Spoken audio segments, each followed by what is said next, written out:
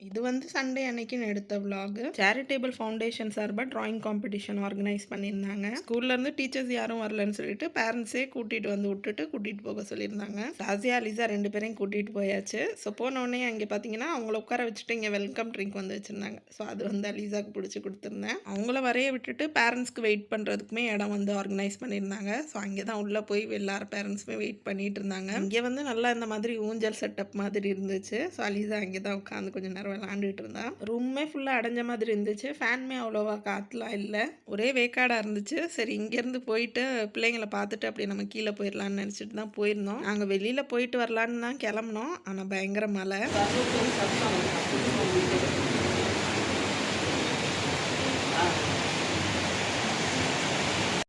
சரி இந்த பக்கம் வந்து பிள்ளைங்கள பார்க்கலான்னு வந்தால் அவங்களுமே ட்ராயிங் வரையாமல் வெளியில் வந்துட்டாங்க. அவங்க ரெடி பண்ணி வச்சிருந்த டாபிக் வந்து 2வது ஷிஃப்ட்டில் நடக்கும்னு சொல்லிட்டாங்க. ஸோ மறுபடியும் வெயிட் பண்ண சொல்லிட்டாங்க. இந்த தடவை நல்லா ஏசி ரூமில் வெயிட் பண்ண சொல்லியிருந்தாங்க.